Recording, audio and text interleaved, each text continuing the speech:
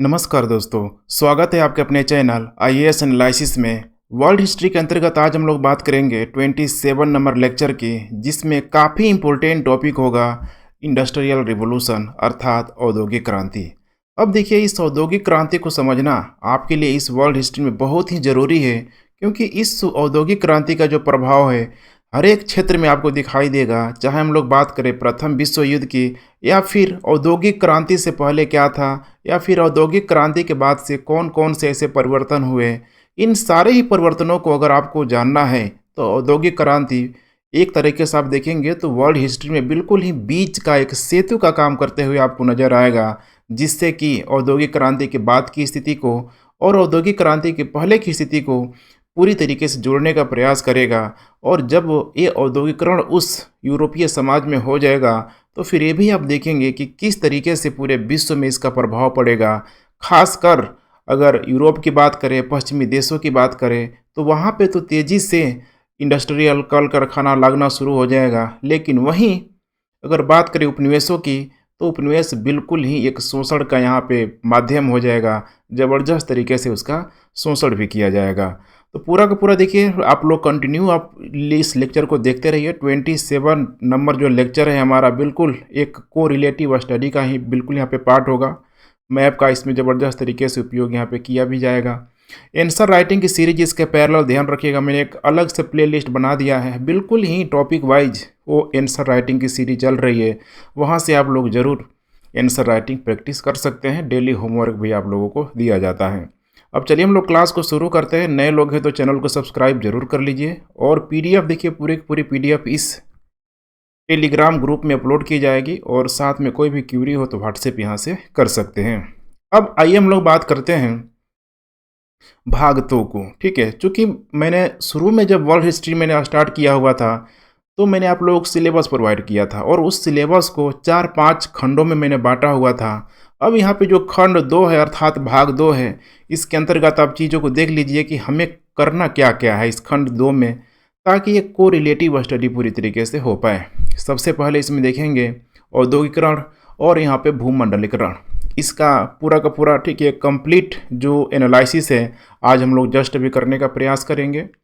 इसके साथ साथ यहाँ पे आगे चल के देखिए, अगला टॉपिक बिल्कुल ही इसी से लिंक जो टॉपिक है, समाजवाद एवं मार्क्सवाद। अर्थात समाजवाद को अगर देखा जाए तो बिल्कुल ही आप देखेंगे तो एक निम्न वर्गीय जो विचारधारा से पूरी तरीके से प्रेरित है, और इसी को मार्क्सवाद के द्वारा एक अलग लेवल पे उठा के लेके जाएगा, जिसे आप लोग साम्यवाद के नाम से जानते हैं। तो इसे भी हम लोग कंप्लीट करेंगे। और तीसरा टॉपिक है उपनिवेशवाद एवं समाजवाद, क्योंकि जब औद्योगिकरण का जब दौर चल रहा है यहाँ पे, तो यूरोप में देखिए पूर्णतः वो खुद से औद्योगिकरण करने में सक्षम नहीं है, क्योंकि बहुत सारे चीज़ों का वहाँ पे जो एक तरीके से कह सकते हैं कि आयात जो करता था उपनिवेशों से ही करता था। और जब ये औद्योगिकरण वहाँ पे तेज़ी से होने लगेगा तो एक बहुत इंपॉर्टेंट रॉ मटेरियल अर्थात कच्चा माल की तलाश में यहाँ वहाँ उपनिवेशों के पास भटकते रहे हुए नजर आएगा। और जब सर्वप्रथम देखिए, जब ब्रिटेन में औद्योगिकरण होगी तो वहाँ पे तेज़ी से देखेंगे कि ये ग्रो करना शुरू करेगा, तो उसका छींट भी पड़ेगा। ठीक वही चीज़ है जैसे कि खरबूजे को देख के खरबूजा रंग बदलता है। अर्थात जब ब्रिटेन में होगा तो धीरे धीरे जर्मनी में भी होगा, फ्रांस में भी होगा, उधर सोवियत रूस में भी होगा। तेज़ी से आप देखेंगे तो औद्योगिकरण का दौर शुरू हो जाएगा, और वे लोग पूरी तरीके से मुनाफा पे बल देने के लिए अपने उपनिवेशों पे कॉन्सेंट्रेट करेगा। अर्थात शोषण का यहाँ पे कारण बन जाएगा। जहाँ जहाँ शोषण होगा अब वहीं पे मार्क्सवादी प्रक्रिया आपको हावी होती हुई भी दिखाई देगी। अब चौथा नंबर है यहाँ पे प्रथम विश्व तथा यूरोप पर इसका प्रभाव।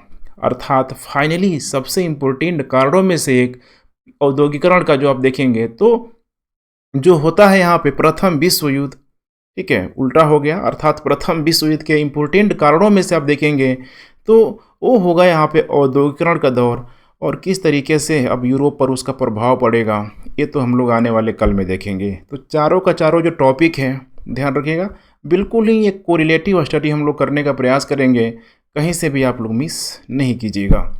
अब चलिए हम लोग बात करते हैं आज पूरा का पूरा एक कंपाइलेशन की किस तरीके से हम इस प्रक्रिया को आगे बढ़ाएंगे। एक फ्लो चार्ट के माध्यम से मैं आपको बताने की कोशिश करता हूँ, थोड़ा सा पेशेंस रखिए। अभी जस्ट औद्योगिकरण का दौर यहाँ पे शुरू होने वाला है। क्योंकि अभी जो मैं फ्लो चार्ट बताने वाला हूँ वो पूरा का पूरा आप देखेंगे तो इतनी शानदार फ्लो चार्ट है वो, कि जिसके माध्यम से आपका कॉन्सेप्ट, आपका जो बंद जो खिड़की है और अच्छी तरीके से खुलने लग जाएगा। तो यहाँ पे आप देख पा रहे हैं पार्ट 1 में देखिए सिलेबस का जो दौर चल रहा था। पार्ट 1 में हमने यही देखा था कि किस तरीके से राष्ट्रवाद पूरी तरीके से हावी हुआ था। राष्ट्रवाद को आप समझने की कोशिश कीजिए, जो नेपोलियन के द्वारा कहीं न कहीं फैलाया गया था। उससे राष्ट्रवाद का जब दौर आया तो किस तरीके से इटली और जर्मनी का एकीकरण हो गया। और यहाँ पे आपको समझने की ज़रूरत है कि जर्मनी का जब एकीकरण हुआ तो यूरोप में शक्ति संतुलन बिगड़ गया। अर्थात अभी तक जो वेस्टफेलिया की संधि थी, कंसल्ट ऑफ यूरोप था, बीना व्यवस्था था, कहीं न कहीं वो देखेंगे तो पूरी तरीके से ध्वस्त होती हुई नजर आएगी। क्योंकि अब उस यूरोप के मानचित्र में कभी देखिए पहले ऑस्ट्रिया हुआ करता था, फिर फ्रांस आया, अब उस इन दोनों की जगह लेते हुए नजर आएगा जर्मनी। क्योंकि एक जर्मनी बहुत बड़े भौगोलिक एरिया पे अब ये कवर करता हुआ नजर आएगा, तो इसको आप लोग ध्यान रखिएगा।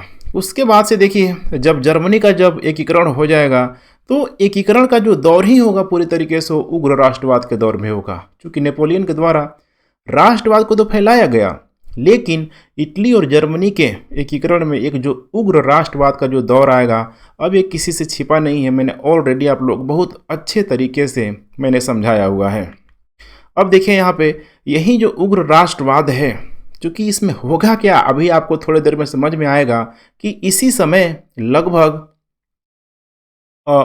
19वीं शताब्दी के एक तरीके से कह सकते हैं मध्यांतर में या फिर उसके उत्तरार्ध में क्या होगा कि देखिए मार्क्सवादी विचारधारा का जन्म होगा। और मार्क्सवादी से पहले देखेंगे तो यूरोप में कई सारे समाजवादी चिंतक भी वो लोग मौजूद थे। तो वैसे चिंतकों के द्वारा देखिए उस समाज में मौजूद जो भी व्यवस्थाएं थी, कुछ पुरातन व्यवस्थाएं थी, उसको बदलने की यहाँ पे मांग की जाएगी। और आपको ये भी पता है कि वहाँ पे मध्य वर्ग आ गया होगा, और मध्य वर्ग जब आएगा तो अपने अनुकूल नीतियों को बनाने का प्रयास करेगा।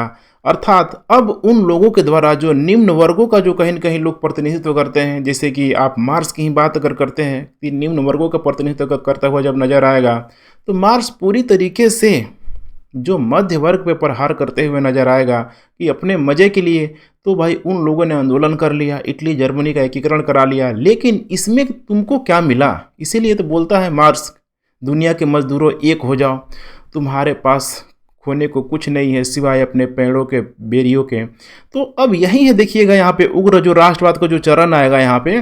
चूंकि अब इन राष्ट्रवादियों पे, राष्ट्रवादियों का मतलब कौन है, ये मध्य वर्ग है, इन मध्य वर्ग पे बहुत दबाव होगा समाजवाद को लेके, साम्यवाद को लेके। अब इनके पास कोई दूसरा चारा नहीं है। ठीक वैसे ही जैसे भारत में बहुत सारी समस्याएं हैं, लेकिन जो नेताओं के द्वारा एक मौके की तलाश की जाती है कि किस तरीके से आंतरिक समस्याओं को बाहर की तरफ मोड़ दिया जाए। अर्थात पाकिस्तान का मामला आ जाए, चीन का मामला आ जाए, पुलवामा का मामला आ जाए, डोकलाम का मामला आ जाए। तो ऐसे परिस्थितियों में देखिए, ठीक है ये तो कोई जानबूझ के करता नहीं है, लेकिन जब भी इस तरह की परिस्थितियाँ आती है तो भारत में जो भी नेताओं लोग हैं, जो शासन जिनका दल है, ठीक है, शासन सत्ता वाले लोग भारत की आंतरिक समस्याओं को बाहर की तरफ मोड़ने का प्रयास करते हैं। अब यही है देखिए उग्र राष्ट्रवाद का जो चरण आ रहा है, ये बहुत इंपॉर्टेंट कारण होगा साम्राज्यवाद। अर्थात अब ये राष्ट्रवाद चिल्लाने लगेंगे। और ये जो राष्ट्रवाद की जो प्रक्रिया है, आपको यहीं पे समझ लेना चाहिए कि ये इतना एक्टिव होता है, प्रोग्रेसिव होता है कि इसके सामने मार्क्सवादी विचारधाराएं भी पूरी तरीके से फेल नजर आती है। अब देखिए यहाँ पे नेक्स्ट यहाँ पे क्या हो रहा है, बाल्कन समस्या। ये भी देखा हमने कि बाल्कन समस्या क्या था। तो ऑटोमन साम्राज्य जो बिल्कुल एक मरीज हो चुका था, उसका टूटना तय था। और टूटेगा कहाँ से, तो यूनान से। और वो जो बाल्टिक सी वाला जो एरिया था, ध्यान रखिएगा, ठीक है, मतलब आप कह सकते हैं बाल्कन वाला जो एरिया था, बाल्टिक नहीं होगा, बाल्टिक तो ऊपर हो जाएगा, बाल्किन जो पेनिनसुला वाला एरिया था, वहीं पे बहुत सारी जो उग्र राष्ट्रवाद का हमने चरण देखा कि किस प्रकार से रसिया आ गया था, ऑस्ट्रिया आ गया था, फिर धीरे धीरे किस तरीके से उसका विभाजन हुआ। अब यही जो है बाल्कन समस्या एक बहुत बड़ी समस्या का कारण बनेगा, जिसको बोला जाता है प्रथम विश्व युद्ध। अब देखिए किस तरीके से प्रथम विश्व युद्ध हो गया। अब पार्ट 1 में हमने इन्हीं सारी चीज़ों को देखा हुआ था। अब पार्ट 2 में जो कि आज जो हम लोग सिलेबस को डिफाइन कर रहे हैं कि किस तरीके से देखिए औद्योगिक क्रांति होगा, और औद्योगिक क्रांति यहाँ पे जब होगा तो आपको ज़रूरत है कि औद्योगिकरण जब भी होगा, चूँकि अब मैन्युफैक्चरिंग रेट, प्रोडक्शन रेट इतनी भारी मात्रा में होगा कि एक उसको बहुत अधिक बाज़ार की ज़रूरत होगी, और वो जब बाज़ार की ज़रूरत होगी तो आपको ध्यान रखना पड़ेगा कि ये बाज़ार की ज़रूरत कहीं न कहीं मार्केट की, ठीक है, तलाश करेगी, नए मार्केट की तलाश करेगी, कच्चे अब जो वस्तुओं की होगी उसके तैयार करेगी, निर्यात के लिए, ठीक है, एक बहुत बड़े बाजार की तलाश करेगी। अब ऐसे में पूरी तरीके से प्रतिस्पर्धा फिर से बढ़ता हुआ नजर आएगा, और फिर इसमें शुरू हो जाएगा ये साम्राज्यवाद का दौर, अर्थात औपनिवेशिक शक्तियों का दौर। इसमें जो भी कमज़ोर कमज़ोर क्षेत्र हैं, इन मजबूत देशों के द्वारा उनको अपने अंडर कंट्रोल में किया जाएगा। तो इस साम्राज्यवाद से भी आप देखेंगे तो प्रथम विश्व युद्ध, ठीक है, शुरू हो जाएगा। देखिए बिल्कुल ही आपको शतरंज की, ठीक है, मतलब बिसात की तरह आपको नज़र जमाए रखना पड़ेगा उनके, ठीक है, एक एक प्लेयर पे, तभी आपको पकड़ में आएगा। और उसके बाद से चूँकि अब देखिए औद्योगिक क्रांति होगा, तो औद्योगिक क्रांति जब होगा तो पता है कि आपको समाज में अमीर और जो गरीब का जो बीच का जो खाई है पूरी तरीके से बढ़ता जाएगा। और ये औद्योगिकरण देखिए करवा कौन रहा है? मध्य वर्ग करवा रहा है, अपर वर्ग करवा रहा है, लेकिन इसमें शोषण किसका हो रहा है? तो निम्न वर्ग का हो रहा है। बेचारों को 16 घंटा 18 घंटे काम कराया जा रहा है। अभी हम लोग देखेंगे कि लाइफ जो प्रत्याशा है, उनका जीवन प्रत्याशा है, महज 17 साल 20 साल आ गई है। इतने कम दिनों में वे लोग मर जा रहे हैं। कुल मिलाकर उनका ज़बरदस्त यहाँ पे शोषण होगा। तो इस शोषण से समाजवाद एवं मार्क्सवाद भी आएगा। अब यही देखिए, ये जो कार्ल मार्क्स में बात करता हूँ, देखिए वो जर्मनी से, ठीक है, फ्रांस से उसको निकाल दिया गया, और फाइनली उसको जगह कहाँ मिला? इंग्लैंड में मिला, ब्रिटेन में मिला। और वहाँ जाके चूँकि औद्योगिकरण हो रहा है, और वहाँ पे उन मजदूरों को वो मोटिवेट करने का प्रयास करेगा कि दुनिया के मजदूरों पूरी तरीके से एक हो जाओ। तो देखिए जब समाजवाद एवं मार्क्सवाद आएगा तो ये निम्न वर्गों की बात करेगा, और यहाँ पे उग्रवाद, आपको पता है, उग्र राष्ट्रवाद मध्य वर्ग की बात करेगा, राष्ट्रवाद मध्य वर्ग की बात करेगा। और जब समाजवाद एवं मार्क्सवाद के जरिए जब इनके द्वारा अपने अधिकारों को मांगा जाएगा, तो राष्ट्रवादी जो मध्य वर्ग लोग हैं ये बिल्कुल ही उग्र राष्ट्रवाद की तरफ मूव हो जाएंगे, साम्राज्यवाद पे पूरी तरीके से बल देने लगेंगे। अब देखिए क्या हो रहा है, समाजवाद एवं मार्क्सवाद, इसमें क्या होगा? तो वर्ग संघर्ष एवं क्रांति का पूरी तरीके से खतरा उत्पन्न हो जाएगा, क्योंकि अब इनके पीछे एक ऐसी विचारधाराएं कार्य कर रही है जो किसी भी हद तक ले जाने के लिए इनको तैयार है। इसका मतलब कि अब ये रुकने वाले नहीं हैं। और फाइनली आप यहाँ पे देख पा रहे हैं, अब इससे भी क्या होगा? तो उग्र राष्ट्रवाद को प्रोत्साहन मिलेगा। अब समझ रहे हैं ना उग्र राष्ट्रवाद को प्रोत्साहन क्यों मिलेगा? क्योंकि अब ये वर्ग संघर्ष एवं क्रांति का जब खतरा उत्पन्न होगा तो ये किनके लिए उत्पन्न होगा? ये चीज़ समझना होगा आपको। मिडिल वर्ग के लिए उत्पन्न होगा, और पुनः उस मिडिल वर्ग के द्वारा, ठीक है, उग्र राष्ट्रवाद को प्रोत्साहन दिया जाएगा, और धीरे धीरे मैंने मुद्दे से इनको भटकाने की कोशिश किया जाएगा, और अंततः ध्यान रखिएगा, और अंततः फिर से एक प्रथम विश्व युद्ध का यहाँ पे कारण बनता है। क्योंकि अब देखिए जिस तरीके से साम्राज्यवाद पे बल दिया जा रहा है, उग्र राष्ट्रवाद पे बल दिया जा रहा है, अब कोई भी कंट्री सोचिए, अगर सपोज करिए अगर भारत और पाकिस्तान का एग्जाम्पल ले कि कुछ ऐसी घटनाएं हो जाए, कारगिल टाइप के कुछ घटनाएं हो जाए, तो क्या उस समय कोई भी देश का निम्न वर्ग, मध्यम वर्ग, वो क्या चाहेगा? वो तो हर हाल में चाहेगा कि सबसे पहले राष्ट्रवाद को बचाना है, यहाँ पे अपने देश को बचाना है, अपनी धरती माँ को बचाना है। इसके लिए किसी भी हद तक जाएंगे, अंदर जो भी समस्या हो उसको सबसे भाई हम निपटने के लिए तैयार हैं, सब भूल जाने के लिए तैयार हैं।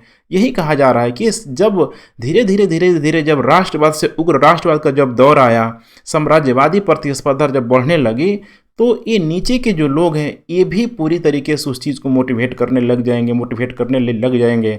अब जो देश आगे निकल गया है, एक स्टेप आगे बढ़ा लिया है, अब वो पीछे आने का मतलब है कि वे अपनी राष्ट्रवादी प्रक्रिया को दबा रहे हैं, और ये फिर से नीचे वाले लोगों सबको मार गिराएगा। इसीलिए अब इनके पास मजबूरी है कि हमें अंततः, ध्यान रखिएगा, हमें अंततः इस प्रक्रिया को आगे ही बढ़ाना है, साम्राज्यवाद पे ही बल देना है।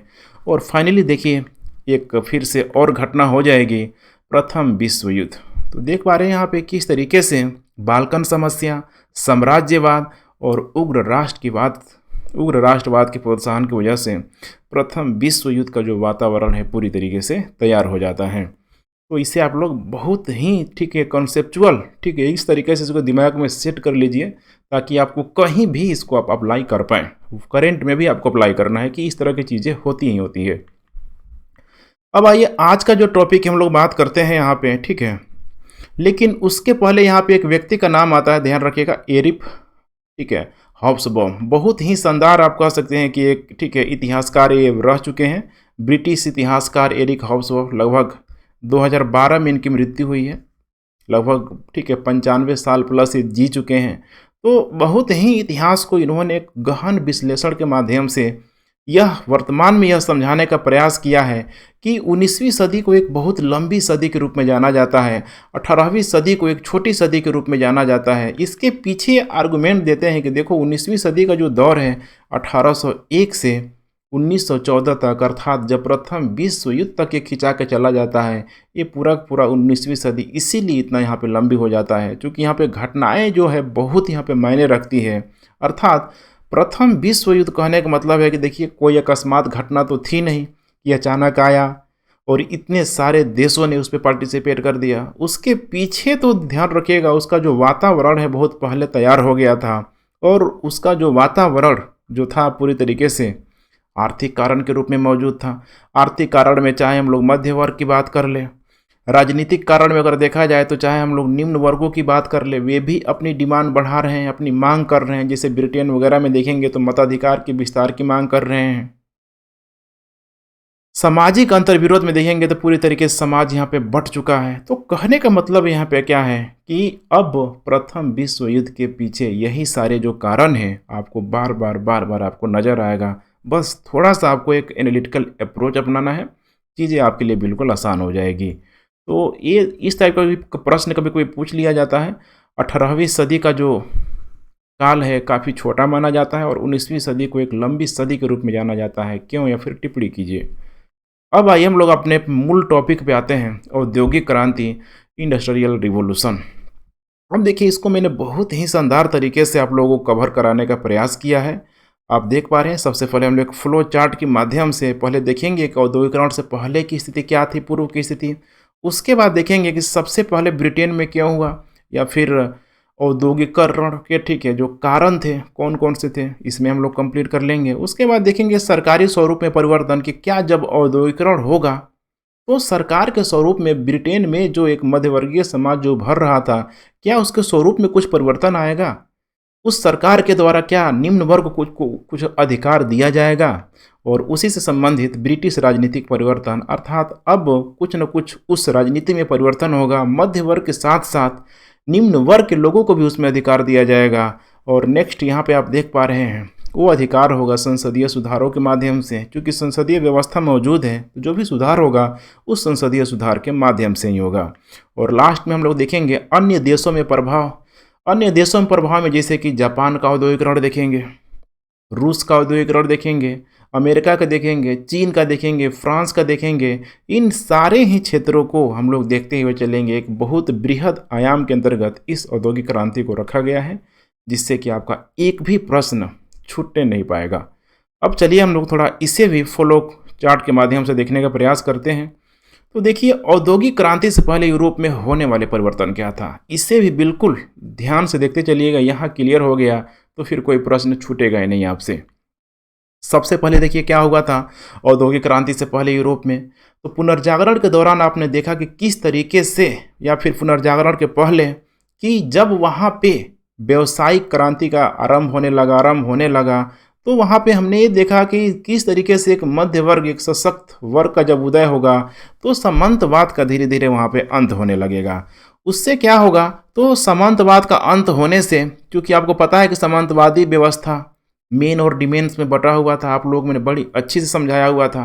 अब जब इनकी भूमि जब खत्म हो रही है तो कृषि का एक बहुत जो बड़ा जो भाग है उन किसानों को मिल रहा है, और वो किसान उन सारे क्षेत्रों में ठीक है पूरी तरीके से अपना जो भी प्रोडक्शन करने में लगे हुए हैं। तो इससे क्या हुआ, तो देखिए कृषि सुधारों को यहाँ पे बल मिला, ध्यान रखिएगा।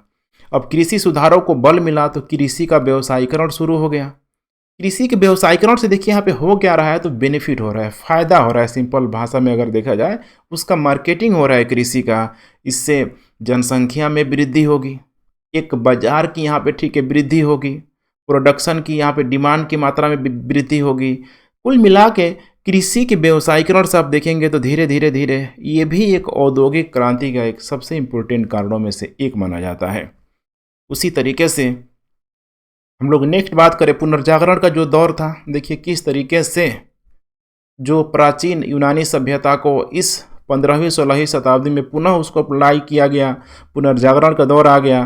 पुनर्जागरण के दौर ने क्या किया था, तर्कवाद और वैज्ञानिक चिंतन पे पूरी तरीके से बल दिया। और तर्कवाद और वैज्ञानिक चिंतन के द्वारा देखिए यहाँ पे हो क्या रहा है, तो अब नई नई आधुनिक फैक्ट्रियाँ आ रही है। क्योंकि समझ रहे हैं ना, तर्कवाद और वैज्ञानिक चिंतन हर तरह से जब इसको दिया जा रहा है आधुनिक फैक्ट्री, जैसे कि अगर हम लोग बात करें तो उस समय दिशा सूचक यंत्रों का यहाँ पे पूरी तरीके से खोज हो गया था, मानचित्र वगैरह भी बनने लगा था। ये सब क्यों हो रहा है, तो वैज्ञानिक चिंतन की वजह से। अब इसी का जो इफेक्ट हमें दिखाई देगा आधुनिक फैक्ट्री के रूप में। आधुनिक फैक्ट्री इन द सेंस कि बहुत बड़ा फैक्ट्री नहीं आपको, ठीक है, लघु कुटीर उद्योग टाइप कहीं दिखाई दे रहा है, लेकिन दिखाई तो दे रहा है।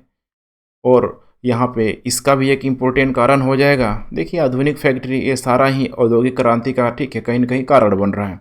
तीसरा है धर्म सुधार आंदोलन, क्योंकि जो कैथोलिक जो धर्म था उस समय, ईसाई धर्म जो था काफ़ी देखिए उस समय भ्रष्ट हो चुका था, कर्मकांड की अवधारणा आ चुकी थी।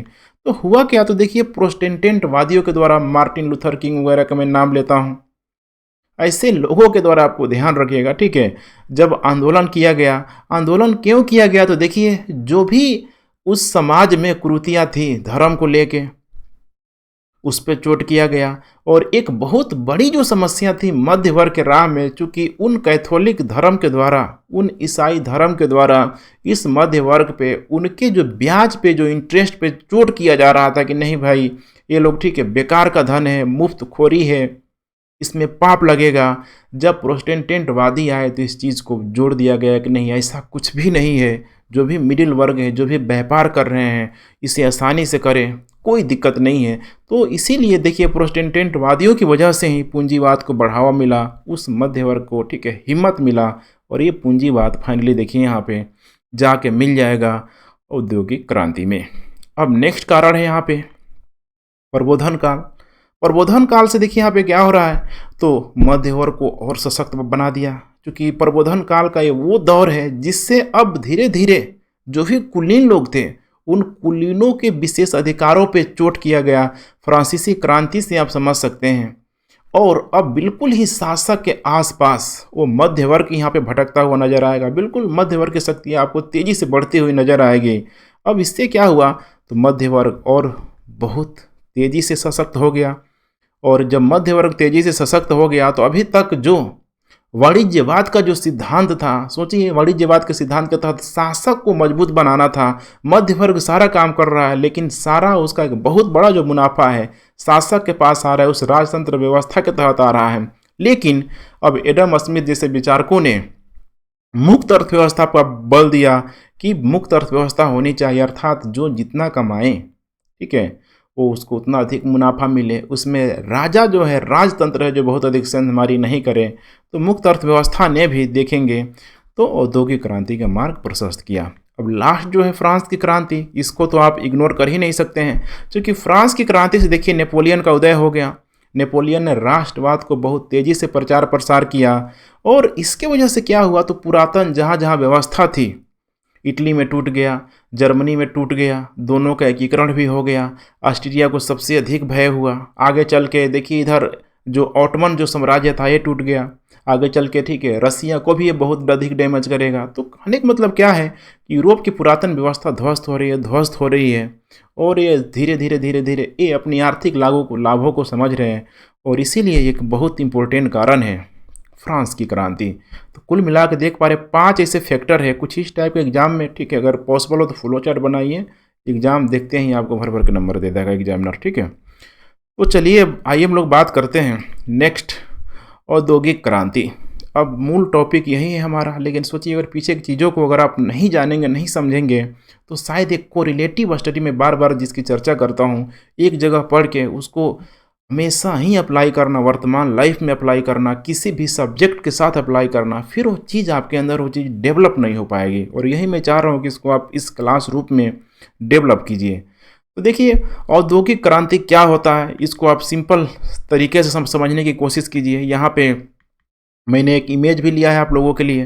देखिए, आरंभ में इंसान क्या था, तो जिस तरीके से कहा जाता है कि आदि मानव ही हमारे पूर्वज थे, मानव सभ्यता का विकास उसी तरीके से हुआ कि किस तरीके से आदि मानव एक शिकारी जीवन जीता था। शिकारी जीवन में आदि मानव उत्पादन करता तो बिल्कुल नहीं था, एक संग्रहणकर्ता के रूप में मौजूद था। फिर धीरे धीरे हमने देखा कि किस तरीके से नौ पसाढ़ काल तक आते आते कृषि उत्पादन पे बल दिया जाने लगा, खासकर भारतीय इतिहास के संदर्भ में, प्राचीन भारतीय इतिहास के संदर्भ में। और जब कृषि उत्पादन, कृषि प्रोडक्शन जब बढ़ने लगा तो आगे चल के देखिए अब इसमें और तेज़ी से लाने के लिए इसी चीज़ को देखिए मशीनीकृत क्रांति से यहाँ पे जोड़ दिया गया।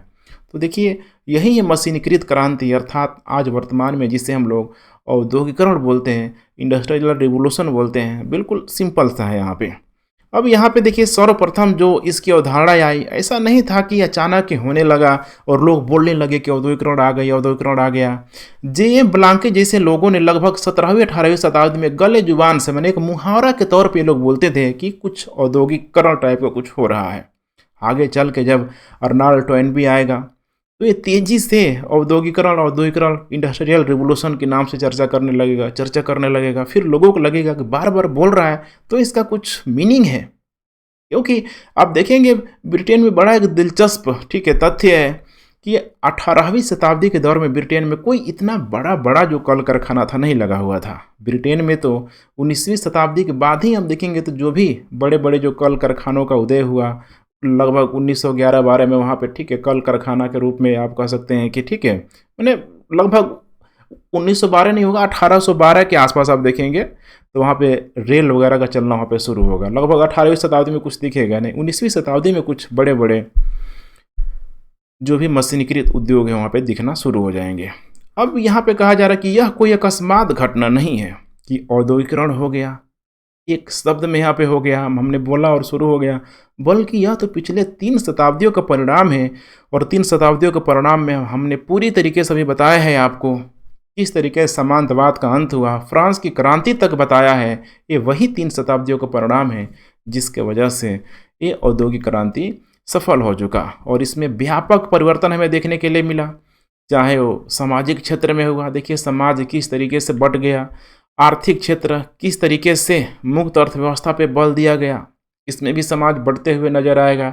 साम्राज्यवाद को पूरी तरीके से इसमें प्रोत्साहित किया जाएगा, बहुत बड़ी मात्रा में यहाँ पे उपनिवेश बनाया जाएगा, राजनीति को लेके जब अधिकारों की यहाँ पे मांग की जाएगी, और लास्ट में कहीं न कहीं ये सांस्कृतिक गतिविधियों को प्रोत्साहित करेगा।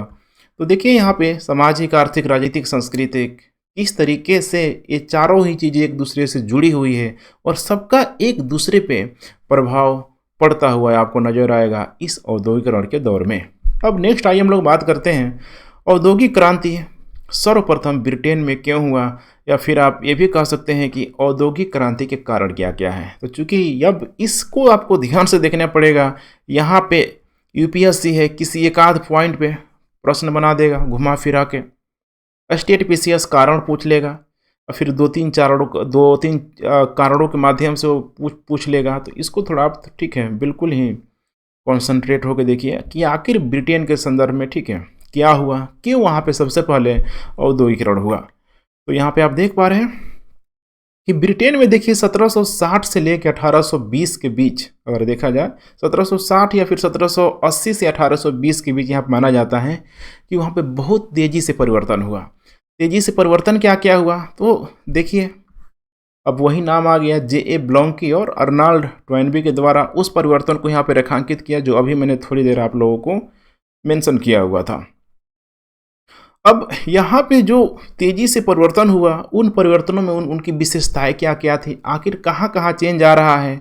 तो देखिए मानव के समानांतर मशीन का प्रयोग होने लगा, क्योंकि अभी तक जो कृषि गतिविधियाँ वहाँ पे उस यूरोप में की जा रही थी वहाँ पे पूरी तरीके से मानव श्रम पे आधारित था, लेकिन अब मानव के साथ साथ मशीनों का भी प्रयोग किया जाने लगा। अब मशीन का मतलब ये नहीं है कि आज जो वर्तमान में देख रहे हैं मॉडर्न मशीन उसी टाइप का नहीं, छोटे छोटे ही मशीनों का प्रयोग किया जाने लगा, लेकिन मशीन तो मशीन है।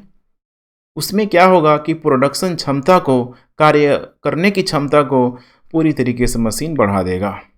उत्पादन में अब इससे अतिशयोक्ति माने एकदम अतिशय वृद्धि होने लगी, तेजी से यहाँ पे वृद्धि होने लगी। और अब इससे निवेश में भी वृद्धि होने लगी, क्योंकि उत्पादन में वृद्धि का मतलब कि मुनाफा, प्रॉफिट।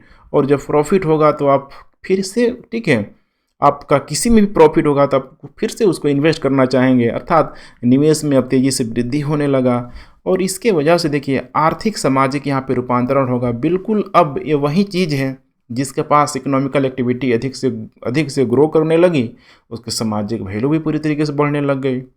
ये जो विशेषताएं हैं उस समय शुरुआती दौर पे, उस औद्योगिकरण के दौर में, उस ब्रिटेन के समाज में आपको देखने के लिए मिल जाएगी। अब यहाँ पे बात करते हैं हम लोग, ब्रिटेन में जो परिवर्तन हुआ उसे औद्योगिक क्रांति का नाम देना उचित है। क्योंकि देखिए औद्योगिक क्रांति का मतलब यहाँ पे सिंपल भाषा में ही बोला जाता है कि देखिए बड़े बड़े उद्योग, बड़े बड़े कल कारखाने लगने लगे। तो यहाँ पे कुछ इतिहासकारों के द्वारा इसका क्रिटिसाइज किया जाता है, जो जनरली ऐसे प्रश्नों को यूपीएससी टारगेट करता है कि भाई जो शुरुआत में जो वहाँ पे परिवर्तन हुआ, क्या उसको औद्योगिक क्रांति कहना सही है? क्योंकि उस समय तो लघु उद्योग टाइप के, कुटीर उद्योग टाइप के जो लगे हुए थे, तो कितना हद तक कहना सही है, थोड़ा सा इसका हम लोग एनालिसिस करने का प्रयास करते हैं। देखिए यहाँ पे क्या कहा जा रहा है कि 6 से 7 दशक में जो परिवर्तन हुआ, अर्थात 6 से 7 दशक में, अभी मैंने बताया 1760 से लेके 1820 तक, दशक मतलब 10 साल ही होता है। तो 6 से 7 दशक में जो परिवर्तन हुआ उसी को क्रांति बोला गया है यहाँ पर। और ये कोई अकस्मात परिवर्तन तो था नहीं, इसको भाई हम लोग डिफेंड करने का प्रयास कर रहे हैं, क्योंकि इसमें नवीन जो तकनीक का जो प्रयोग किया यहाँ पे देखिए बिल्कुल ही सीमित मात्रा में प्रयोग किया गया, बिल्कुल ही सीमित मात्रा में। ऐसा नहीं कि ठीक है हर एक एरिया में इसको किया जा रहा है। जैसे मुख्यतः इसका 2 एरिया में आपको देखेंगे तो प्रयोग होता हुआ दिखाई देगा, लौह और सूती वस्त्र के उद्योग में। अब यहाँ पे देखिए अब आपको डिफेंड भी करना है और इसका आपको क्रिटिसाइज भी करना है, समझ रहे हैं इस बात को। तो नवीन तकनीक का प्रयोग किया गया, सीमित प्रयोग किया गया लौह और सूती वस्त्र जैसे क्षेत्रों में। तो क्या इसको पूरी तरीके से औद्योगिक क्रांति का नाम देना उचित है? 1820 के बाद ही, माने 1820-25 के बाद ही तकनीक का व्यापक रूप में जब प्रयोग किया गया और कुछ खास क्षेत्रों तक सीमित था, क्योंकि लंदन, मैनचेस्टर, बर्मिंघम हो गया और न्यू कौशल हो गया, इन्हीं सारे इलाकों में, अर्थात जो ब्रिटेन का इतना बड़ा जो एरिया था, वेल्स हो गया, स्कॉटलैंड हो गया, इंग्लैंड हो गया, तो ये बहुत बड़े एरिया में नहीं फैला हुआ था, बिल्कुल ये सीमित एरिया में फैला हुआ था। और इस समय भी क्रिटिसाइज किया जाता था कि जो भी व्यापारी वगैरह होते थे, औद्योगिक क्रांति से कहने से लोग हिचकिचाते थे, अर्थात कोई बड़ा परिवर्तन नहीं था उस समय के समय काल में। इसीलिए यहाँ पे बोला जा रहा है कि औद्योगिक क्रांति का नाम देना उचित है। अब आइए हम लोग नेक्स्ट बात करते हैं, व्यवसायिक पूंजीवाद एवं ब्रिटेन की बात करते हैं। उसी का ठीक है आपको जवाब मिल जाएगा यहाँ पे।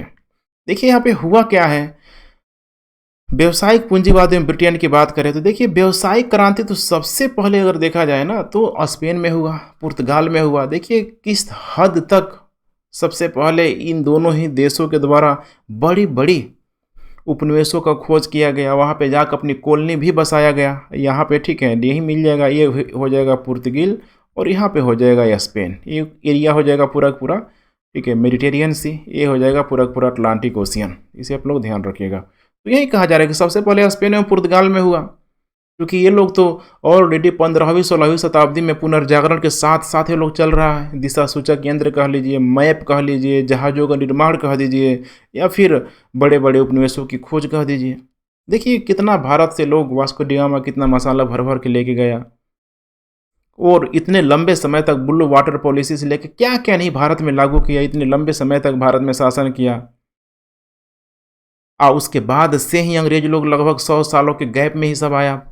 तो कहने का मतलब क्या है कि इतने गैप में तो अच्छा खासा यहाँ पे स्पेन और पुर्तगाल उस वाणिज्यिक क्रांति का लाभ ले रहा था, लेकिन यहाँ पे क्यों नहीं हुआ औद्योगिकरण, इसको आप समझने का प्रयास कीजिए। क्योंकि बाद में ब्रिटेन में आएगा, फ्रांस में आएगा और हॉलैंड में आएगा।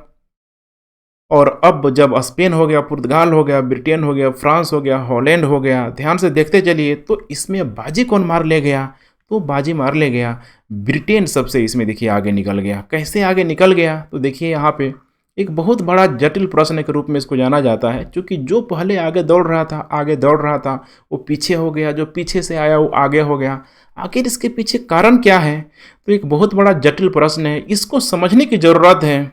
जैसे कि ब्रिटिश साम्राज्य के आंतरिक परिवर्तन में समझने की ज़रूरत है कि जो ब्रिटिश साम्राज्य था, ये जो यूनाइटेड किंगडम आप देख रहे हैं, इसका आंतरिक परिवर्तन किस तरीके से यहाँ पे हो रहा था, किस प्रकार वहाँ पे गौड़पूर्ण क्रांति हुई थी। देखिए, मैग्ना कार्टा का अवधारणा 12वीं 13वीं शताब्दी में आ चुकी थी। 16वीं 17वीं शताब्दी में वहाँ पे गौड़पूर्ण क्रांति के बाद वहाँ पे आ चुकी थी। अर्थात वहाँ पे तो मध्य वर्ग बहुत एक सशक्त रूप में वहाँ पे डेवलप कर रहा था, और आगे चल के बाह्य नीति के माध्यम से कितना सारा वहाँ के लोगों को अधिकार दिया गया, खासकर मध्य वर्ग को अधिकार दिया गया कि जाओ व्यापार करो। मुक्त अर्थव्यवस्था पे बल दिया गया, उपनिवेशों को खोजने पे बल दिया गया। तो इसको समझना पड़ेगा हमें, इस आंतरिक परिवर्तन और इस बाह्य परिवर्तन के माध्यम से। कह रहा है कि व्यावसायिक क्रांति यहाँ पे अर्थव्यवस्था में पूरी तरीके से परिवर्तन ला दिया, जो बहुत ही तेज़ी से उस ब्रिटेन के समाज में आपको ग्रो होता हुआ दिखाई देगा। तो यह मैप है, इसको आप थोड़ा क्लियर कर लीजिए। देखिए, यूके है, ये नॉर्थ सी है, यहीं पे इंग्लिश चैनल हो जाएगा, पूरा अटलांटिक ओशियन, और ये बीच में इधर मेडिटेरियन सी। ठीक है, तो मैप का भी आपका क्लियर हो जाएगा इधर।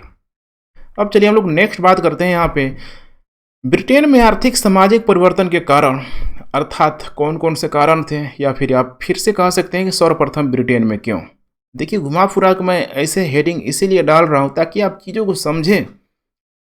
हर तरह से अगर प्रश्न आए तो उसको आप बैलेंस करने की स्थिति में रहें। तो देखिए, यहाँ पे कहा जा रहा है कि ब्रिटेन में आर्थिक सामाजिक परिवर्तन के कारण सर्वप्रथम ब्रिटेन में क्यों। ठीक है, तो अभी इस चीज़ को हमने देखा था, ब्रिटेन, फ्रांस एवं हॉलैंड। ठीक है, इसको मैं स्किप करता हूँ, अभी मैंने ठीक है आपको समझाया हुआ था। डबल साइड लगता है इसका बन गया है।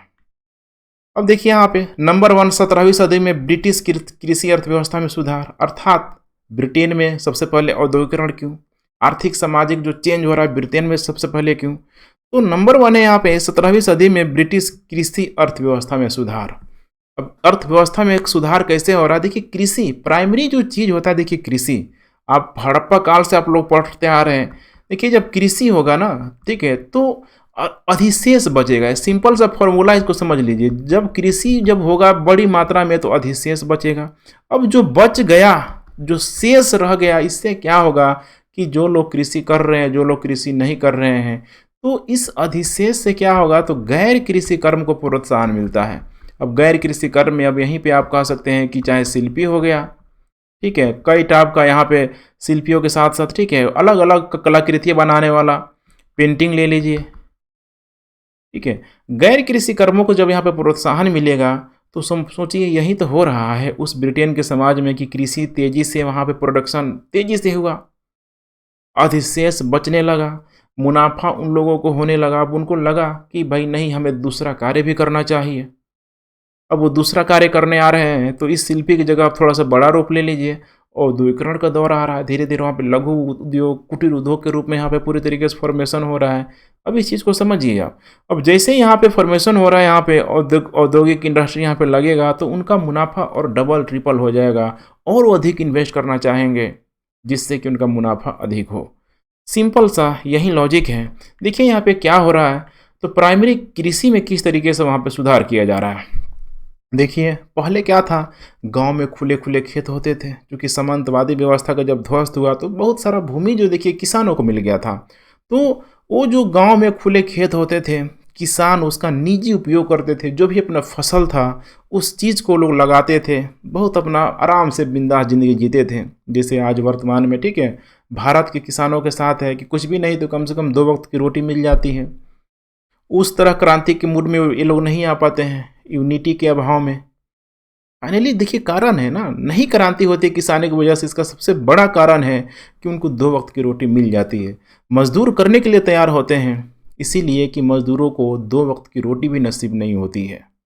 तो इस चीज़ को आपको समझना है। दूसरा, किसानों के फैक्टर में आ जाएगा उनका पारिवारिक, उनका समाज। मजदूरों के साथ ऐसा नहीं है आज यहाँ रहें वहाँ रहें, ठीक है, उनका कोई एक तरीके से आप कहें कि बहुत बड़ा जो बैकग्राउंड है उस टाइप का नहीं होता है, तो उनके अंदर डर भय भी नहीं होता है, वो परिवर्तन के ज़्यादा आकांक्षी होते हैं। तो यहाँ पे देख पा रहे हैं गांव में यहाँ पे खुले खेत, किसान, पूरी तरीके से देखिए यहाँ पे इसका निजी उपयोग कर रहा है। अब इससे क्या होता है, तो उस औद्योगिकरण के दौर में धीरे धीरे जब प्रोडक्शन जब बढ़ने लगा, तो कृषि उत्पादन में वृद्धि के होने की वजह से अब पुनः क्या किया जाएगा, तो इन कुलीन और भूस्वामी वर्गों के द्वारा, ध्यान से सुनिए, इन कुलीन और भूस्वामी वर्गों को, ठीक है, द्वारा पूरी तरीके से उसको अपने पुनः कंट्रोल में करने का प्रयास किया जाएगा। अर्थात कुलीन भूस्वामी उस टाइप के लोग आकर्षित होंगे। अब सोचिए, ये तो वही हो गया कि अब ये जो कुलीन वर्ग है, भूस्वामी वर्ग है, उन किसानों की ज़मीन को पुनः छीनने का प्रयास कर रहा है। और इसमें साथ कौन दे रहा है, तो ब्रिटेन की संसद दे रही है, वहाँ की सरकार दे रही है। सोचिए इस चीज़ को, क्योंकि अभी तक जो उच्च सदन था उसमें अमीर लोगों का ही पूरी तरीके से वर्चस्व था, तो बहुत सारे कानून भी बनाए गए थे, अभी हम लोग देखेंगे, जो कि ये लोग छीनते थे और उसको बस एक देश की प्रगति के नाम पे, देश के विकास के नाम पे उसको अच्छा माना जाता था। अब ये लोग शुरू कर दिया, बाड़ेबंदी प्रथा शुरू कर दिया। कौन लोग, कुलीन लोग, भूस्वामी लोग, कि हम भाई जो भी ये ज़मीन है इसके बाड़ेबंदी करेंगे। इसका मतलब कि किसान अपनी ही ज़मीन से बेदखल हो जाएंगे। अब वो लोग बाड़ेबंदी करके शुरू कर दिया, पूंजीवादी खेती पे बल देना शुरू कर दिया, नकदी फसलों पे बल देना शुरू कर दिया। इसका मतलब कि अब मुनाफा देखिए तेज़ी से ग्रो करेगा, बढ़ेगा ही बढ़ेगा। अर्थात ब्रिटिश पार्लियामेंट ने समर्थन किया, इन भूस्वामी वर्गों को समर्थन किया। अब देखिए यहाँ पे क्या हो रहा है, अब इसके लिए बाड़ेबंदी का कानून लाया गया, इंक्लूजर मूवमेंट भी इसको बोला गया। देखिए कितना सपोर्ट कर रहा है, माने ठीक वही है। देखिए पूरी तरीके से गरीबों का खून चूस के, ठीक है, अमीरों को और अमीर बनाया जा रहा है। अब ये सब जो कारण था, देखिए औद्योगिकरण की पूरी तरीके से पृष्ठभूमि ये निर्मित कर दिया। क्यों कर दिया, इस चीज़ को समझिए आप, क्योंकि मैंने पहले ही बताया कि कृषि से जब तक अधिशेष नहीं बचेगा, कोई अदर कार्य करने के लिए तैयार नहीं होगा।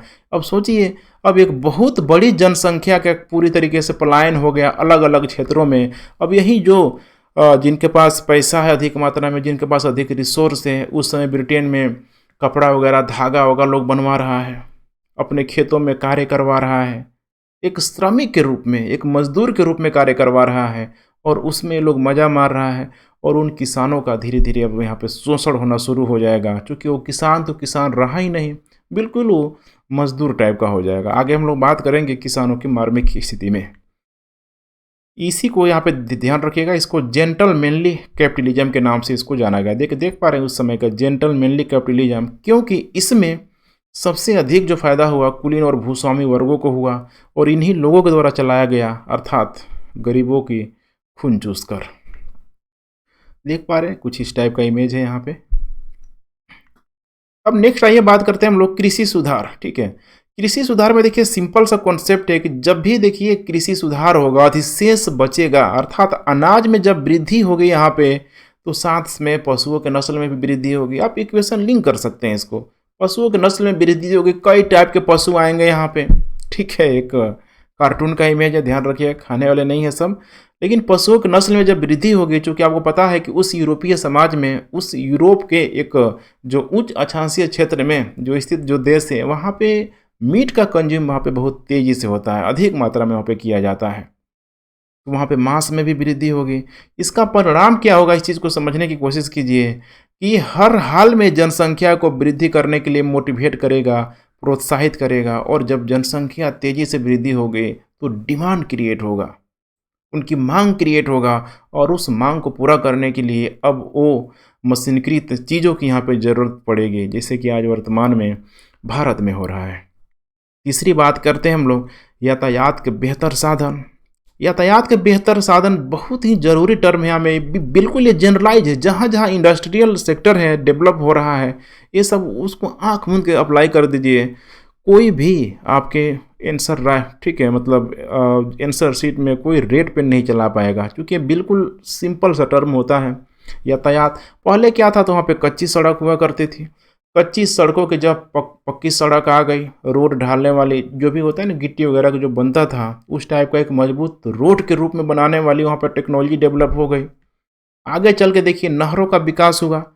नहरों के विकास को क्या किया गया, तो जो भी खनन वाला एरिया क्या होता था कि खनन वाले एरिया से नहर का विकास करके, जहाँ किनारे फैक्ट्री होता था, फैक्ट्री को उस नहर से जोड़ दिया जाता था, अर्थात खनन और जो फैक्ट्री के बीच बिल्कुल एक नहर होता था जो आसानी से अब वस्तुओं की, ठीक है, मतलब ढुलाई के लिए प्रयोग किया जाता था। उसमें ट्रांसपोर्टेशन कॉस्ट बिल्कुल यहाँ पे कम हो जाता था। जैसे कि आज एक सांकेतिक रूप में इसको समझ सकते हैं कि आज वर्तमान में जो भी बड़ी बड़ी फैक्ट्रियाँ लगी हुई है, देखेंगे कि बड़ी बड़ी नदियों के किनारे ही लगी हुई है, तो कितना बड़ा उससे बेनिफिट होता है उन कंपनियों को, आप समझिए, ट्रांसपोर्टेशन कॉस्ट को लेके। उसी तरीके से यहाँ पे देख पा रहे हैं सामान ढुलाई बिल्कुल सस्ता हो जाएगा। इसके साथ साथ 1812 के पश्चात रेलवे का निर्माण हो गया। अब रेलवे के निर्माण होने से क्या होगा, आपको पता है कि सबसे अधिक जो सस्ता जो ट्रांसपोर्टेशन कॉस्ट होता है वो, ठीक है, जहाज़ का ही होता है। जहाज़ माने पानी वाला। उसके बाद से रेल का हो जाएगा, सबसे कॉस्टली हो जाएगा हवाई मार्ग वाला।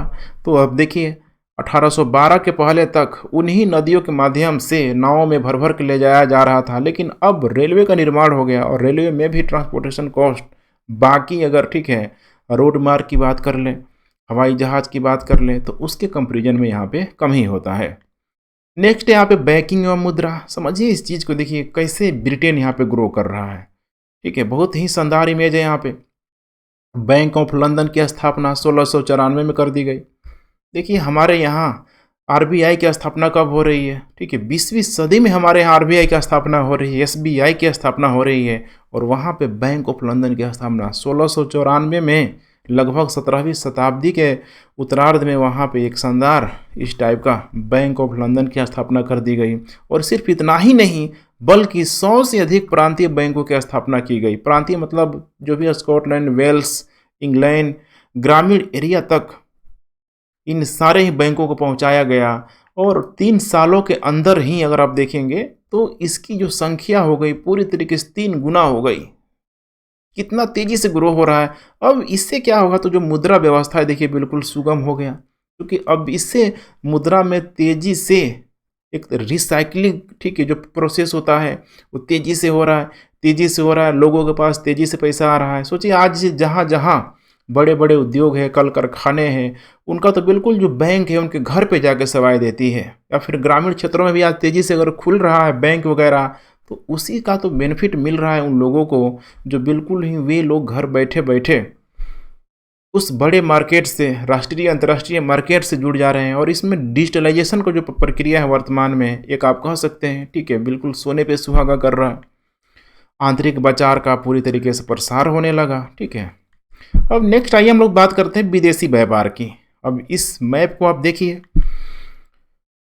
और नंबर 1 है अटलांटिक महासागर और भूमध्य सागर। अब देखिए विदेशी व्यापार में क्या हो रहा है, तो इस थोड़ा मैप को ध्यान से देखिए। यही जो एरिया है, छोटा सा देख पा रहे हैं, यही जो एरिया है वो ब्रिटेन का एरिया है, और ये पूरा इलाका है अटलांटिक ओशियन का। ये पूरा इलाका है देखिए मध्य, ठीक है, मतलब भूमध्य सागरीय एरिया का। दोनों तरफ इसका मुंह खुला हुआ है, इधर भी एंट्री मार सकता है, इधर भी एंट्री मार सकता है। इसका मतलब आप समझ रहे हैं, इधर अमेरिका से भी व्यापार कर लेगा, इधर आके यूरोप से करेगा ही करेगा, अफ्रीकी क्षेत्रों में आ जा सकता है, भारत में आ सकता है इधर, ठीक है, एशिया में आ सकता है, दक्षिण पूर्व एशिया की तरफ जा सकता है। तो भौगोलिक लोकेशन इसका इतना ज़बरदस्त है ब्रिटेन का, इसका उसको खूब फायदा मिला और उसने उठाया भी है। 18वीं सदी में वो बहुत एक बड़ी औपनिवेशिक शक्ति के रूप में उभर गया था, क्योंकि ऑलरेडी तो इधर अमेरिका वगैरह को देखिए कॉलोनी बनाया ही हुआ था, नो डाउट इसमें। लेकिन आगे चल के जब अमेरिकी उपनिवेश उससे आज़ाद हो गए, तो तेज़ी से और ही कई जगहों पे अपना कॉलोनी बसाना शुरू किया। जिसे आप इस को समझिए, ये रहा ये, ठीक है, ब्लैक कलर में देखिए, पूरा पूरे जो ब्लैक का कलर का जो एरिया है आपको इधर जनरली आपको, ठीक है, जो ब्रिटिश जो उपनिवेश था वहीं आपको दिखाई देंगे। ये यूरोप का कुछ भाग दिखाया गया है, क्योंकि औद्योगिकरण के दौर में बहुत लंबे समय तक जब इन सारे ही क्षेत्रों में जब औद्योगिकरण नहीं हुआ था, तो ब्रिटेन की ही वस्तुएं इस यूरोप में आती थी, चाहे फ्रांस में कहिए, चाहे जर्मनी में कहिए, ठीक है। इसी को तो, ठीक है, कहीं न कहीं उस नेपोलियन के द्वारा रोकने का प्रयास किया जा रहा था। उसके बाद यहाँ पे कच्चा माल उसको चाहिए, उपनिवेशों से ले आता था, और तैयार माल उन्हीं उपनिवेशों को एक बाजारीकरण के रूप में बिल्कुल यहाँ पे जनरेट करके रखा हुआ था। जैसे भारत के संदर्भ में बिल्कुल एक मध्य वर्ग का विकास कर लिया था, रंग रूप में बिल्कुल ही अंग्रेज हो, सॉरी, आचार विचार में बिल्कुल ही अंग्रेज हो लेकिन रंग रूप में भारतीय हो, कुछ इस टाइप का उसका मामला था। उसके बाद से एक बेहतर, ठीक है, मुनाफा पे जोर देने लगा। तो ये सारी चीज़ें आप देखिए और इस चीज़ को देख के समझने की कोशिश कीजिए कि आखिर किस हद तक ब्रिटेन का जो व्यापार था इतना बेहतर था। देख पा रहे हैं यही इलाका है सब है। अब आइए नेक्स्ट हम लोग देखते हैं मशीनीकरण का सबसे पहले प्रभाव। ठीक है, तो अब जो हम औद्योगिकरण की बात कर रहे हैं, चूँकि बिना मशीनीकरण का होगा नहीं। अब देखिए किस किस टाइप का मशीनीकरण शुरू में यहाँ पे उपयोग किया गया। तो सबसे पहले आप देखिए यहाँ पे सूती वस्त्र, चूँकि देखिए सूती वस्त्र की डिमांड इतनी अधिक हुआ करती थी, ठंडियों में भी या फिर गर्मियों में भी पहनने में कंफर्टेबल होता है। शुरू से ही यूरोप के मार्केट में बहुत डिमांड था। सिल्क, ठीक है, सिल्क भी हुआ करता था लेकिन बाद में सूती वस्त्र बहुत अधिक तेज़ी से इसकी डिमांड बढ़ने लगी। तो सूती वस्त्र की बढ़ती मांग, और सूती वस्त्र को पता है कि उसको कपड़ा को सिलने के लिए, करने के लिए जो छोटे छोटे जो धागा होता है, उन धागों की कटाई बुनाई बहुत यहाँ पे ज़रूरी होती है। पहले हाथ से किया जाता था श्रमिकों के द्वारा, लेकिन अब इस औद्योगिकरण के दौर में यहाँ पे जॉन्स के द्वारा एक फ्लाइंग शटल मशीन बना लिया गया। देख पा रहे हैं यहाँ पे, मैंने पूरी तरीके से क्या करता था कि धागों से ये बुनाई का काम कर देता था। देख पा रहे हैं, इस तकनीक सुधार के माध्यम से जॉन के द्वारा फ्लाइंग शटल बनाया गया। इसके अलावा कुछ और भी साइंटिस्टों के द्वारा जैसे वाटर फ्रेमिंग बनाया गया, स्पिनिंग म्यूल घूमने वाला, इसके अलावा पावर लूम बनाया गया। आगे चल के जब, ठीक है, जेम्स वाट आएगा तो फिर, ठीक है, वास्प इंजन का जब खोज कर देगा तो इस पावर लूम से उसको अटैच कर दिया जाएगा। देखिए कितना शानदार तरीके से काम कर रहा है। इसी तरीके से लौह तकनीक, चूँकि इस औद्योगिकरण का सबसे प्रभाव इसी सूती उद्योगों में और लौह तकनीक पे पड़ा हुआ था। लौह तकनीक में क्या हुआ, तो देखिए हम्फ्री डेवी द्वारा सेफ्टी लैम्प का खोज कर लिया गया।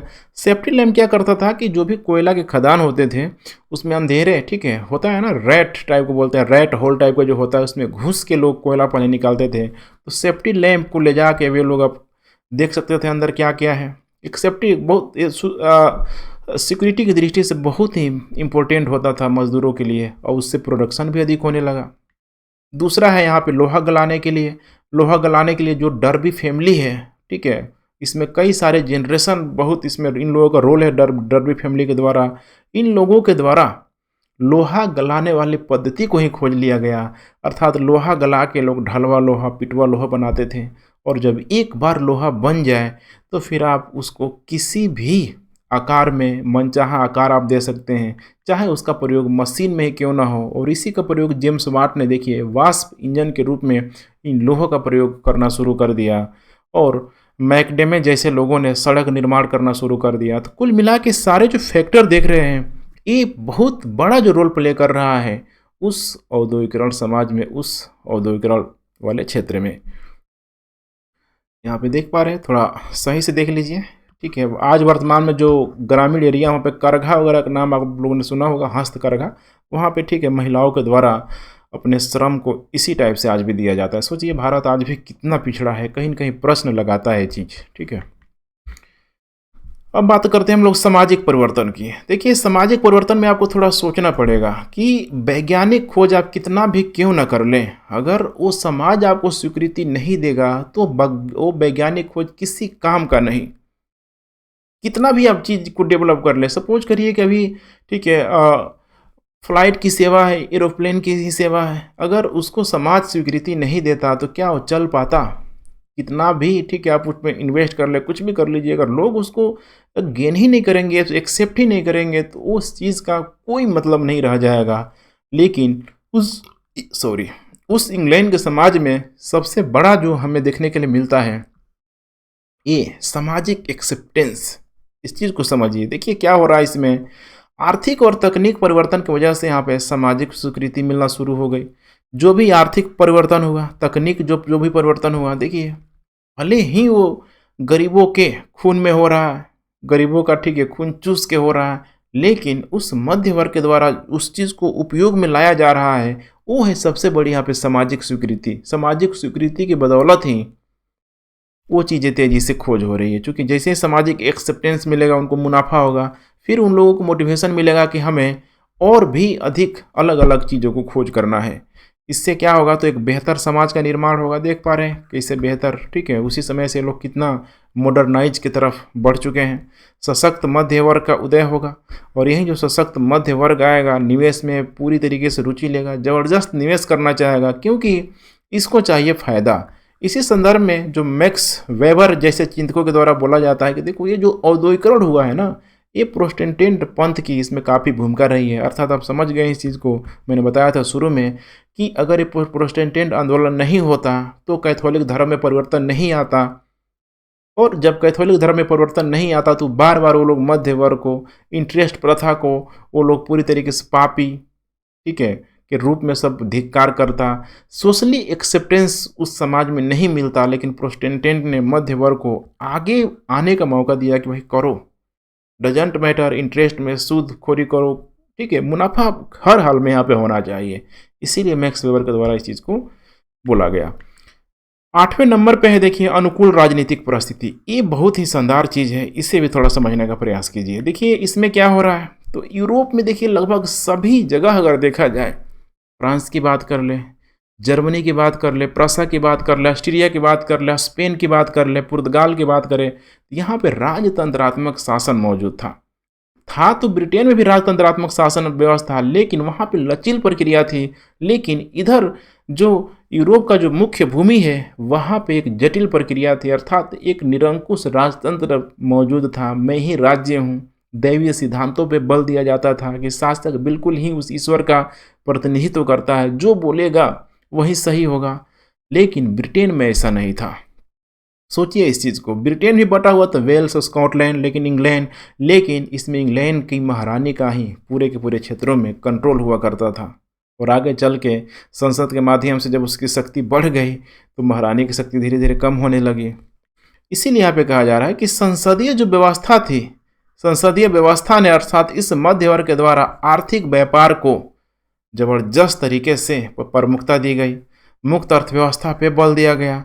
और इसके साथ साथ देखिए बहुत शानदार थी कि राजनीतिक उदारवाद पे बल देते हुए बोला गया कि अपनी विदेश नीति को आर्थिक नीति के अधीन रखा गया। लेकिन बाकी यूरोपीय शक्तियों की, ठीक है, जो नीतियाँ क्या थी कि विदेश नीति को एक गौरवपूर्ण समाज के तरह सब देखता था कि नहीं भाई हमको गौरवपूर्ण, ठीक है, एकदम होना है, भले ठीक है आर्थिक स्थिति रहे या ना रहे, लेकिन एक, ठीक है, जैसे नेपोलियन थर्ड हुआ करता था गौरवपूर्ण के तरफ कि बार बार कि फ्रांसीसी लोग बहुत ही यहाँ पे उनका गौरवान्वित इतिहास रहा है। भले ही मैं एक शब्द बोलता हूँ फटे तो फटे, लेकिन पोजीशन नहीं घटे, कुछ इस टाइप का भाव था इस सब में। लेकिन ब्रिटेन देखिए इसमें बहुत ही टेक्निकल था और तरह से व्यवहारिक था। अपनी ब्रिटेन, ठीक है, विदेश नीति को बिल्कुल आर्थिक नीति का अधीन रखता था। जहाँ इसको आर्थिक लाभ होता था वहीं ये पहुंच जाता था। यूरोप के झगड़ों में बेफालतू पड़ने का प्रयास नहीं करता था। ये तभी पड़ता था जब यूरोप में शक्ति संतुलन बिगड़ती थी। तो देखिए कितना अच्छे से ध्यान दे रहा है। ये है वहाँ की संसद, देखिए कितनी खूबसूरत संसद है, आप यहाँ पे देख पा रहे हैं। नेक्स्ट आइए हम लोग बात करते हैं अनुकूल भौगोलिक स्थिति।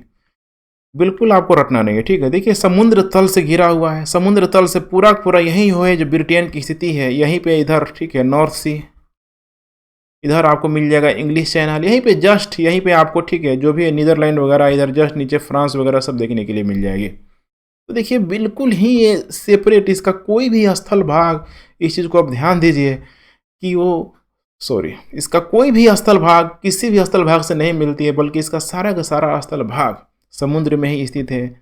इसका मतलब कि कोई भी सीमा स्थल भाग से नहीं मिल रही है। सोचिए, तो इसको स्थल सैनिक रखने की ज़रूरत ही नहीं पड़ेगी कि भाई हम रख लें, रखेगा अपने यहाँ, ठीक है। जैसे भारत का है ना, अभी आधा इलाका में, ठीक है, प्रायद्वीपीय भारत है, आधा पूरा एक तरीके से स्थलीय भारत में है। तो देखिए दोनों तरफ मैनेज करना पड़ता है। इसमें रक्षा बजट भारत का कितना अधिक हो जाता है अगर उन्हीं सारे पैसों को अगर एजुकेशन में खर्चा किया जाए, हेल्थ में खर्चा किया जाए। लेकिन ऐसा नहीं हो सकता है, चूँकि ऊपर भी पाकिस्तान और चाइना जैसे देश मौजूद हैं जहाँ पे भारत को डिफेंसिव मोड में रहना पड़ेगा। लेकिन ब्रिटेन के साथ ऐसी कोई समस्याएं नहीं है, सब समुद्र से घिरा है, शक्तिशाली नौसेना को डेवलप करेगा। क्योंकि जो भी एरिया में अपना कोस्टल जो भी एरिया है, ध्यान रखिएगा, इन कोस्टल एरिया में, ठीक है, अपने नौसैनिक के लोगों को ही तैयार करेगा। बड़ी तेज़ी से एक सक्षम नौसेना का यहाँ पे डेवलपमेंट हो गया। स्थलीय सीमा भी नहीं थी और अनावश्यक युद्ध भी नहीं था, जैसे कि मेन यूरोप के क्षेत्रों में था कि थोड़े थोड़े से क्षेत्रों के लिए वो लोग आपस में लड़ जाता था। ब्रिटेन बिल्कुल ही सबसे अलग था। नम जलवायु था वस्त्र उद्योग के लिए, क्योंकि वस्त्र के लिए आपको बिल्कुल ही बहुत ना अधिक टेम्परेचर ना बहुत अधिक, ठीक है, मैंने कम ना बहुत अधिक, बिल्कुल ही एक जो बैलेंस टेम्परेचर था वहाँ की जो क्लाइमेट था, ठीक है, बिल्कुल उस टाइप का था। यहाँ पे तटों से बंदरगाह की दूरी बिल्कुल समान थी। यहाँ देखिए, यहाँ देखिए, यहाँ देख ली, कहीं से जाइए आपको ट्रांसपोर्टेशन कॉस्ट बहुत अधिक लगने वाला नहीं है, क्योंकि थोड़े थोड़े ही दूरी में यहाँ पे, ठीक है, बंदरगाह आपको मिल जाएंगे। ट्रांसपोर्टेशन कॉस्ट बहुत अधिक नहीं लगता था। कुल मिला के ये सब सारे कारण थे।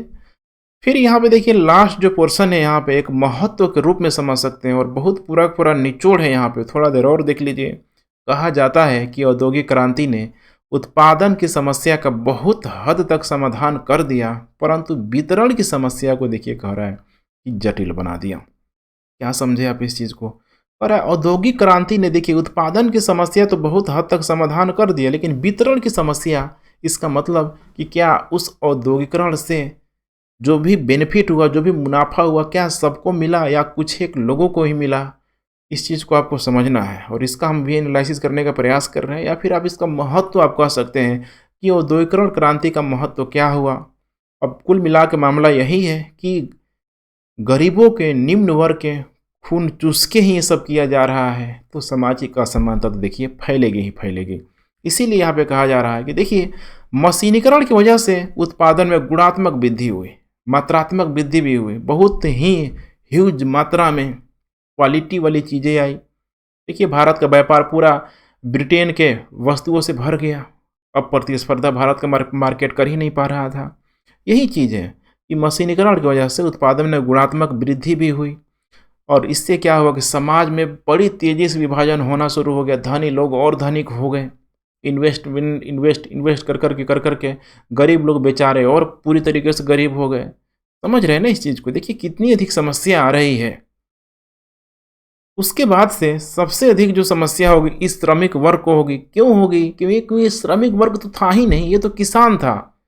लेकिन इन किसानों की भूमि को छीन के उस ब्रिटेन के कुलीनों के द्वारा, भूस्वामियों के द्वारा इनको तो भाई माइग्रेट करवा दिया गया शहरों में कि जाओ वहाँ थोड़ा थोड़ा औद्योगिकरण का दौर हो रहा है। सबसे समस्या जो हुई इन श्रमिक वर्ग को हुई, जो पहले कभी किसान हुआ करते थे। इनको भूमि से विस्थापन कर दिया गया। भूमि से विस्थापन करके नगरों की ओर इनको पलायन कर दिया गया। जो भी इनका जॉइंट फैमिली होता था, देखिए उससे क्या हो गया, औद्योगिकरण की वजह से परिवार में टूटन आ गई। क्योंकि आज देख रहे हैं, आज वर्तमान में अगर हम लोग देखें तो रूरल जो एरिया है, खासकर देहात का जो एरिया है, वहाँ पे जॉइंट फैमिली पहले बहुत ही बड़ी मात्रा में मौजूद थी। लेकिन धीरे धीरे जब वहाँ पे रोजगार का संकट आया तो सारे लोग मूव कर करके बाहर आने लगे। और फिर वो गरीब लोग ही क्यों, मिडिल वर्ग वाले भी देखिए जॉब की तलाश में धीरे धीरे जो फैमिली है पूरी तरीके से टूटता हुआ नजर आ रहा है आपको। अब शहरों में बिल्कुल वही लोग आगे सेपरेट हो गए, सिंगल फैमिली के रूप में यहाँ पे मौजूद हैं। इसी तरीके से जब वे लोग आए तो उनको भाई अब क्या, देखिए कहाँ लोग जाएंगे आएंगे, ठीक है भाई, रोजगार के लिए उनको 2 वक्त की रोटी के लिए फैक्ट्री परिसरों में अपना आवास, ठीक है, करने लगे। इधर सब बैठा हुआ गिद्ध की तरह जो मिडिल वर्ग का जो लोग है कि आएगा सब हमारे यहाँ काम करेगा। कोई फैसिलिटी नहीं, सुविधाओं का बिल्कुल वहाँ पे अभाव होता था। और उसी समझिए कि वहीं पे काम करना, वहीं पे धूलकण, वहीं पे समझिए कि एक जहरीली गैस है, कार्बन डाइऑक्साइड, एक से एक हानिकारक गैसें वहाँ पे निकल रही है। उसी में रहना है, सोना है, उसी में काम करना है। लाइफ एक्सपेक्टेशन बहुत अधिक कम हो गया। जीवन प्रत्याशा देखिए 17 से 21 साल के बीच हो गया। वो तो था कि तेज़ी से पॉपुलेशन भी बढ़ रहा था तो उनका काम कम से कम बन जा रहा था। लेकिन बताइए 17 से 21 साल कोई जीवन प्रत्याशा होता है? एवरेज समय उस समय जीने की लाइफ एक्सपेक्टेंसी इतना ही हुआ करती थी। महिलाओं और बच्चों की बड़ा हालत ख़राब था। जो भी महिलाएं बच्चे थी उसी औद्योगिकरण के दौर में वहीं पे मौजूद थी, वो भी काम करते रहती थी। उनसे जो भी बच्चा पैदा होता था वो भी वही काम करता है। देखिए कितना छोटा छोटा बच्चा कुछ इस टाइप का, ठीक है, काम कर रहा है। काफ़ी टफ था। टीबी जैसा रोग, ट्यूबरक्लोसिस जैसा रोग ने उस समय आम बात था। बहुत लोग तेज़ी से लोग मर जाते थे उस समय। इसी को वो, ठीक है, इन्हीं भयावहताओं को तो ध्यान में रखते हुए चार्ल्स डिकेन, ठीक है, अपनी पुस्तक देखिए यहाँ पे हाल टाइम्स में इसका मेंशन जरूर कीजिएगा आप लोग कि हाल टाइम्स में इस औद्योगिकरण को बोला कि बिल्कुल ये औद्योगिकरण ठीक है, एक नकारात्मक छवि लेकर आया है ब्रिटेन में। इसको किसी भी हद तक हम मानने के लिए तैयार नहीं है। देखिए इसी संदर्भ में गांधी जी के द्वारा भी औद्योगिकरण को कहीं ना कहीं यहाँ पे क्रिटिसाइज किया जाता था कि इससे रोजगार पूरी तरीके से छीन जाएगा। समझिए इस चीज़ को, देखिए एनालिसिस करना होगा तो आपको लगेगा कि औद्योगिक तो बहुत अच्छा है, अच्छी अच्छी बातों की लिख के आ जाए, लेकिन आपको 360 डिग्री हो के आपको आंसर राइटिंग करना है, तभी वो एक आईएएस वाली मैच्योरिटी आपके अंदर डेवलप हो पाएगी। तो ठीक है फ्रेंड्स, आज का इतना ही लेक्चर हमारा कंप्लीट होता है। अब कल हम लोग बात करेंगे बाकी का जो सेगमेंट जो बचा हुआ है, उसमें खासकर संसदीय सुधारों के माध्यम से चार्टिस्ट आंदोलन बहुत फेमस होता है, उसे कवर करते हुए हम लोग बाकी का जो पोर्शन बचा हुआ है, जैसे कि रूस में, फ्रांस में, जर्मनी में, इसके अलावा जो अमेरिका में किस तरीके से औद्योगिकरण होगा, उसको भी बारी बारी से हम लोग कंप्लीट करते चलेंगे। तो बिल्कुल निफिक्र रहना है, आपको लेक्चर मिलते रहेगा जब तक ये कंप्लीट नहीं हो जाती पूरी पूरी optional history. And once again thanks for watching. जय हिंद।